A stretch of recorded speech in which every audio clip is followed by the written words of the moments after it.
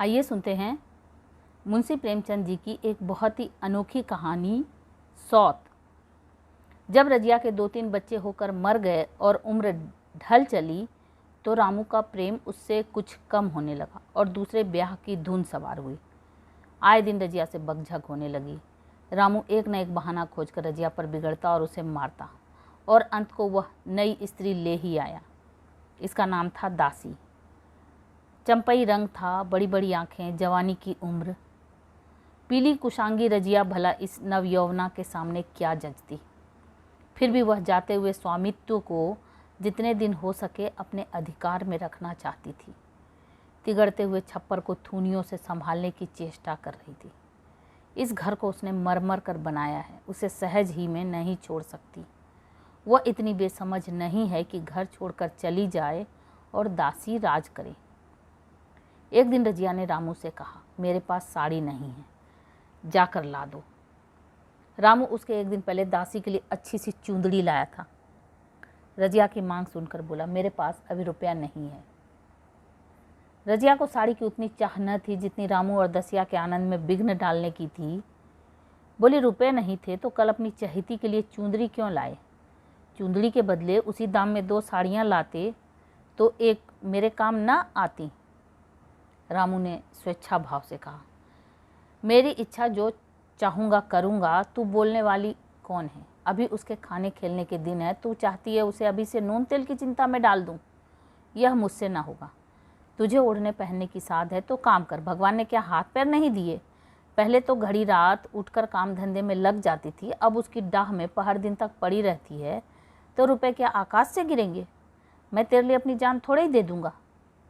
रजिया ने कहा, तो क्या मैं उसकी लौंडी हूँ कि वो रानी की तरह पड़ी रहे और मैं घर का सारा काम करती रहूँ? इतने दिनों छाती फाड़कर काम किया, उसका यह फल मिला, तो अब मेरी बला काम करने जाती है। तो मैं जैसे रखूँगा वैसे ही तुझे रहना पड़ेगा। मेरी इच्छा होगी रहूँगी, नहीं अलग हो जाऊँगी। जो तेरी इच्छा होकर। मेरा गला छोड़। अच्छी बात है, आज से तेरा गला छोड़ती हूँ। समझ लूँगी विधवा हो गई। रामू दिल में इतना तो समझता था कि यह गृहस्थी रजिया की जोड़ी हुई है, चाहे उसके रूप में उसके लोचन विलास के लिए आकर्षण न हो। संभव था कुछ देर के बाद वह जाकर रजिया को मना लेता, पर दासी भी कूटनीति में कुशल थी। उसने गर्म लोहे पर चोटें जमाना शुरू की। बोली, आज देवी किस बात पर बिगड़ रही थी? रामू ने उदास मन से कहा, तेरी चुंदरी के पीछे रजिया महाभारत मचाए हुए अब कहती है अलग रहूँगी। मैंने कह दिया, तेरी जो इच्छा हो कर। दसिया ने आंखें मटका कर कहा, ये सब नखड़े हैं कि आकर हाथ पांव जोड़े मनावन करें और कुछ नहीं। तुम चुपचाप बैठे रहो, 2-4 दिन में आप ही गर्मी उतर जाएगी। तुम कुछ बोलना नहीं, उसका मिजाज और आसमान पर चढ़ जाएगा। रामू ने गंभीर भाव से कहा, दासी तुम जानती हो वो कितनी घमंडीन है। वह मुंह से जो बात करती है उसे करके छोड़ती है। रजिया को भी रामू से ऐसी कृतज्ञता की आशा न थी। वह जब पहले किसी सुंदर नहीं, इसलिए रामू को अब उससे प्रेम नहीं है। पुरुष चरित्र में यह कोई असाधारण बात न थी, लेकिन रामू उससे अलग रहेगा इसका उससे विश्वास न आता था। यह घर उसी ने पैसा जोड़ कर बनवाया। गृहस्थी भी उसी की जोड़ी हुई है। अनाज का लेन देन उसी ने शुरू किया। इस घर में आकर उसने कौन कौन से कष्ट नहीं झेले। इसलिए तो कि पौरुख थक जाने पर एक टुकड़ा चैन से खाएगी और पड़ी रहेगी, और आज वह इतनी निर्दयता से दूध की मक्खी की तरह निकाल कर फेंक दी गई। रामू ने इतना भी नहीं कहा कि तू अलग नहीं रहने पाएगी, मैं या खुद मर जाऊंगा या तुझे मार डालूंगा, पर तुझे अलग ना होने दूंगा। तुझसे मेरा ब्याह हुआ है, हंसी ठट्ठा नहीं है। तो जब रामू को उसकी परवाह नहीं है तो वह रामू की क्यों परवाह करे? क्या सभी स्त्रियों के पुरुष बैठे होते हैं? सभी के माँ बाप बेटे पोते होते हैं। आज उसके लड़के जीते होते तो मजाल थी कि यह नई स्त्री लाते और मेरी यह दुर्गति करते। इस निर्दयी को मेरे ऊपर इतनी भी दया न आई। नारी हृदय की सारी व्यवस्था इस अत्याचार से विद्रोह करने लगी। वही आग जो मोटी लकड़ी को स्पर्श भी नहीं कर सकती, फूस को जलाकर भस्म कर देती है। दूसरे दिन रजिया एक दूसरे गांव में चली गई। उसने अपने साथ कुछ न लिया। जो साड़ी उसकी देह पर थी वही उसकी सारी संपत्ति थी। विधाता ने उसके बालकों को पहले ही छीन लिया था, आज घर भी छीन लिया।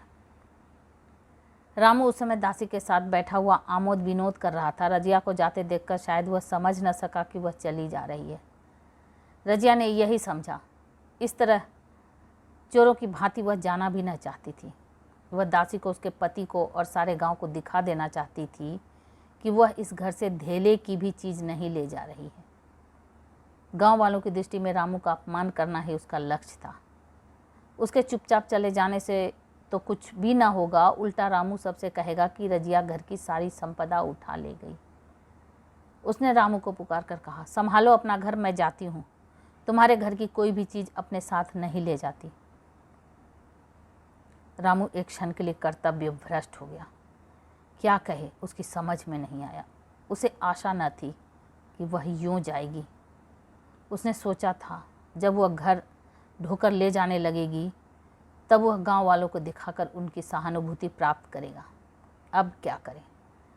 दसिया बोली, जाकर गांव में ढिंडोरा पीटाओ, यहाँ किसी का डर नहीं। तुम अपने घर से ही क्या लाई थी, जो कुछ लेकर जाओगी? रजिया ने उसके मुंह ने लगकर रामू से ही कहा, सुनते हो अपनी चहेती की बातें, फिर भी मुंह नहीं खुलता। मैं तो जाती हूँ, लेकिन दस्सो रानी, तुम भी बहुत दिन राज न करोगी। ईश्वर के दरबार में अन्याय नहीं फलता। वह बड़े बड़े घमंडियों के घमंड को चूर कर देते हैं। दसिया ठट्ठा मारकर हंसी, पर रामू ने सिर झुका लिया। रजिया चली गई। रजिया जिस नए गांव में आई थी वह रामू के गांव से ही मिला हुआ था, अतएव यहाँ के लोग उससे परिचित हैं। वह कैसी कुशल गृहिणी, कैसी मेहनती, कैसी बात की सच्ची, यहाँ किसी से छिपा न था। रजिया को मजूरी मिलने में कोई बाधा न हुई। जो एक लेकर दो का काम करे, उसे काम की क्या कमी। 3 साल एक रजिया ने कैसे काटे, कैसे एक नई गृहस्थी बनाई, कैसे खेती शुरू की, इसका बयान करने बैठे तो पोथी हो जाए। संचय के जितने मंत्र हैं, जितने साधन हैं, वे रजिया को खूब मालूम थे। फिर अब उसके लाग हो गई, और लाग में आदमी की शक्ति का अपरंपार नहीं रहता। गांव वाले उसका परिश्रम देखकर दांतों तले उंगली दबाते थे। वह रामू को दिखा देना चाहती है कि मैं तुमसे अलग होकर भी आराम से रह सकती हूँ। वह अब पराधीन नारी नहीं है, अपनी कमाई खाती है। रजिया के पास बैलों की एक अच्छी जोड़ी है। रजिया उन्हें केवल खली भूसी देकर नहीं रह जाती, रोज़ 2-2 रोटियां भी खिलाती हैं, फिर उन्हें घंटों सहलाती है। कभी कभी उनके कंधों पर सिर रखकर रोती और कहती है, अब बेटे हो तो, पति हो तो तुम ही हो, मेरी जान अब तुम्हारे ही हाथ है। दोनों बैल शायद रजिया की भाषा और भाव समझते हैं। वे मनुष्य नहीं हैं, बैल हैं। दोनों सिर नीचा करके रजिया का हाथ चाटकर उसे आश्वासन देते हैं। वे उसे देखते ही कितने प्रेम से उसकी ओर ताकने लगते हैं, कितने हर्ष से कंधा झुकाकर पर जुआ रखवाते हैं और कैसा जी तोड़कर काम करते हैं। यह वे लोग समझ सकते हैं जिन्होंने बैलों की सेवा की है और उनके हृदय को अपनाया है। रजिया इस गांव की चौधराइन है। उसकी बुद्धि जो पहले नित्य आधार खोजती थी और स्वच्छंद रूप से अपना विकास न कर सकती थी, अब छाया से निकलकर प्रौढ़ और उन्नत हो गई है। एक दिन रजिया घर लौटी तो एक आदमी ने कहा, तुमने नहीं सुना चौधराइन, रामू तो बहुत बीमार है, सुना 10 लंघन हो गए हैं। रजिया ने उदासीनता से कहा, जूरी है क्या? जूरी नहीं, कोई दूसरा रोग है। बाहर खाट पर पड़ा था, मैंने पूछा कैसा जी है रामू, तो रोने लगा। बुरा हाल है, घर में एक पैसा भी नहीं कि दवा दारू करें। दसिया के एक लड़का हुआ है, वह तो पहले भी काम धंधा न करती थी, अब तो लड़कोड़ी है, कैसे काम करने जाए। सारी मार रामू के सिर जाती है, फिर गहने चाहिए, नई दुल्हनियों कैसे रहे। रजिया ने घर में जाते हुए कहा, जो जैसा करेगा आप भोगेगा। लेकिन अंदर उसका जी न लगा। वह एक क्षण में फिर बाहर आई। शायद उस आदमी से कुछ पूछना चाहती थी और इस अंदाज से पूछना चाहती थी कि मानो उसे कुछ परवाह नहीं। पर वह आदमी चला गया। रजिया ने पूर्व पश्चिम जा जाकर देखा, वह कहीं न मिला। तब रजिया द्वार के चौखट पर बैठ गई। इसे वे शब्द याद आ गए जो उसने 3 साल पहले रामू के घर से चलते समय कहे थे। उस वक्त जलन में उसने वह शाप दिया था। अब वह जलन न थी, समय ने उसे बहुत कुछ शांत कर दिया था। रामू और दासी की हीनावस्था अब ईर्ष्या के योग्य नहीं, दया के योग्य थी। उसने सोचा, रामू को 10 लंघन हो गए हैं तो अवश्य ही उसकी दशा अच्छी ना होगी। कुछ ऐसा मोटा ताजा तो पहले भी न था, 10 लंघन ने तो बिल्कुल ही घुला डाला होगा। फिर इधर खेती बाड़ी में भी तो टोटा ही हो रहा है, खाने पीने को भी ठीक ठीक ना मिलता होगा। पड़ोसी की एक स्त्री ने आग लेने के बहाने आकर पूछा, सुना रामू बहुत बीमार है, जो जैसी करेगा वैसा पाएगा। तुम्हें इतनी बेदर्दी से निकाला कि कोई अपने बैरी को भी ना निकालेगा। रजिया ने टोका, नहीं दीदी, ऐसी बात न थी, वे तो बेचारे कुछ बोलते ही नहीं, मैं चली तो सिर झुका लिया। दसिया के कहने में आकर वह चाहे जो कुछ कर बैठे हों, यूँ मुझे कभी कुछ नहीं कहा। किसी की बुराई क्यों करूं? फिर कौन मर्द ऐसा है जो औरतों के वश नहीं हो जाता? दसिया के कारण उनकी यह दशा हुई। पड़ोसिन ने आग न मांग मुंह फेर कर चली गई। रजिया ने कलसा और रस्सी उठाई और कुएं पर पानी खींचने आई। बैलों को सानी पानी देने की बेला आ गई थी, पर उसकी आंखें उस रास्ते की ओर लगी हुई थी जो मलसी यानी रामू का गांव को जाता था। कोई उसे बुलाने अवश्य आ रहा होगा। नहीं, बिना बुलाए वह कैसे जा सकती है? लोग कहेंगे आखिर दौड़ी आई ना। मगर रामू तो अचेत पड़ा होगा, 10 लंघन थोड़े नहीं होते, उसकी देह में था ही क्या। फिर उसे कौन बुलाएगा? दसिया को क्या गरज पड़ी है? कोई दूसरा घर कर लेगी, जवान है, 100 गाहक निकल आवेंगे। अच्छा, वह आ तो रहा है, हाँ आ रहा है। कुछ घबराया सा जान पड़ता है। कौन आदमी है? इसे तो कभी मलसी में नहीं देखा। मगर उस वक्त तो मलसी कभी गई भी तो नहीं। 2-4 नए आदमी आकर बसे ही होंगे। बटोही चुपचाप कुएं के पास से निकला। रजिया ने कलसा जगत पर रख दिया और उसके पास जाकर बोली, रामू महतो ने भेजा है तुम्हें? अच्छा तो चलो घर, मैं तुम्हारे साथ चलती हूँ।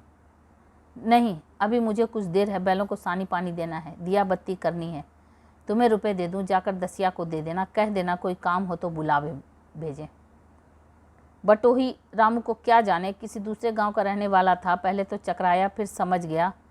चुपके से रजिया के साथ चला गया, रुपए लेकर लंबा हुआ। चलते चलते रजिया ने पूछा, अब क्या हाल है उनका? बटोही ने अटकल से कहा, अब तो कुछ संभल रहे हैं। दसिया बहुत रो धो तो नहीं रही है? रोती तो नहीं थी, वह क्यों रोएगी, मालूम होगा पीछे। बटोही चला गया तो रजिया ने बैलों को सानी पानी किया, पर मन रामू की ओर लगा हुआ था। स्नेह स्मृतियाँ छोटी छोटी तारिकाओं की भांति मन में उदित होती जाती थी। एक बार जब वह बीमार पड़ी, वह बात याद आई। 10 साल हो गए, वह कैसे रात दिन उसके सिरहाने बैठा रहता था। खाना पीना तक भूल गया था। उसके मन में आया, क्यों न चल कर देख ही आवे। कोई क्या कहेगा, किसका मुंह है जो कुछ कहे। चोरी करने नहीं जा रही हूँ, उस आदमी के पास जा रही हूँ जिसके साथ 15-20 साल ही रही हूँ। दसिया नाक सिकोड़ेगी, मुझे उससे क्या मतलब। रजिया ने किवाड़ बंद किए, घर मजूर को सहेजा और रामू को देखने चली, कांपती झिझकती, क्षमा का दान लिए हुए। राम को थोड़े ही दिनों में मालूम हो गया था कि उसके घर की आत्मा निकल गई, और वह चाहे कितना जोर करे, कितना ही सिर खपाए, उसमें स्फूर्ति नहीं आती। दासी सुंदरी थी, शौकीन थी और फूहड़ थी। जब पहला नशा उतरा तो ठाएं ठाएं शुरू हुई। खेती की उपज कम होने लगी और जो होती थी वह उटपटांग खर्च होती थी। ऋण लेना पड़ता था। इसी चिंता और शोक में उसका स्वास्थ्य बिगड़ने लगा। शुरू में कुछ परवाह न की, परवाह करते ही क्या करता, घर में पैसे न थे। अताइयों की चिकित्सा ने बीमारी की जड़ और मजबूत कर दी और आज 10-12 दिन से उसका दाना पानी छूट गया था। मौत के इंतजार में खाट पर पड़ा कराह रहा था। और अब वह दशा हो गई थी कि जब हम भविष्य से निश्चित होकर अतीत में विश्राम करते हैं, जैसे कोई गाड़ी आगे का रास्ता बंद पाकर पीछे लौटे। रजिया को याद करके वह बार बार रोता और दासी को कोसता, तेरे ही कारण मैंने उसे घर से निकाला। वह क्या गई, लक्ष्मी चली गई। मैं जानता हूँ अब भी बुलाऊं तो दौड़ी आएगी, लेकिन बुलाऊं किस मुंह से। एक बार वह आ जाती, उससे अपने अपराध क्षमा करा लेती, फिर मैं खुशी से मरता, और लालसा नहीं है। सहसा रजिया ने आकर उसके माथे पर हाथ रखते हुए पूछा, कैसा जी है तुम्हारा? मुझे तो आज हाल मिला। रामू ने सजल नेत्रों से उसे देखा पर कुछ कह न सका। दोनों हाथ जोड़कर उसे प्रणाम किया, पर हाथ जुड़े ही रह गए और आंख उलट गई। लाश घर में पड़ी थी। रजिया रोती थी। दसिया चिंतित थी। घर में रुपए का नाम नहीं। लकड़ी तो चाहिए ही, उठाने वाले भी जलपान करेंगे ही। कफन के बगैर लाश उठेगी कैसे? 10 से कम का खर्च न था यहाँ। घर में 10 पैसे भी नहीं। डर रही थी आज गहन आफत आई। ऐसी कीमती भारी गहने ही कौन थे? किसान की बिसात ही क्या, 2-3 नग बेचने से 10 मिल जाएंगे, मगर और हो ही क्या सकता है। उसने चौधरी के लड़के को बुलाकर कहा, देवर जी, यह बेरा कैसे पार लगे? गांव में कोई धेले का भी विश्वास करने वाला नहीं। मेरे गहने हैं। चौधरी से कहो इन्हें गिरो रखकर आज का काम चलाए, फिर भगवान मालिक है। रजिया से क्यों नहीं मांग लेती? सहसा रजिया आंखें पोंछती हुई आ निकली। कान में भनक पड़ी। पूछा, क्या है जोखू, क्या सलाह कर रहे हो? अब मिट्टी उठाओगी कि सलाह की बेला है? हाँ, उसी का सरंजाम कर रहा हूँ।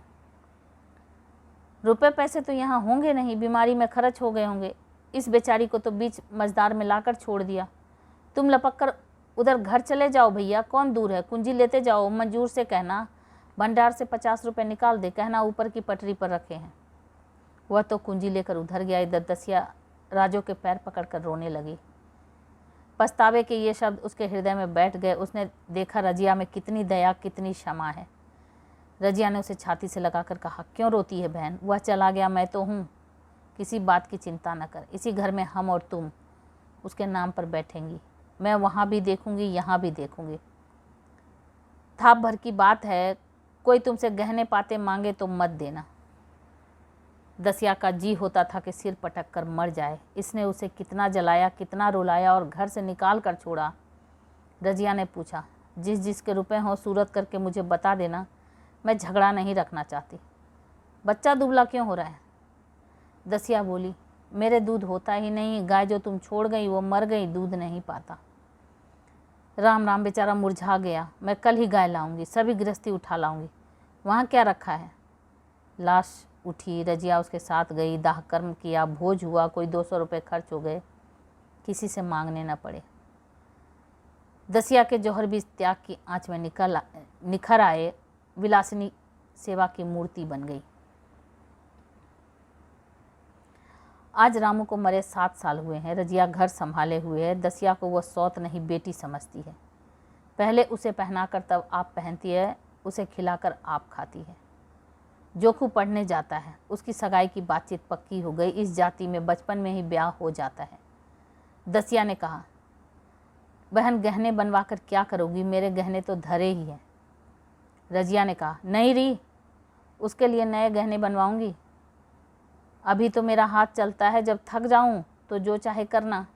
तेरे अभी पहनने ओढ़ने के दिन है, तू अपने गहने रहने दे।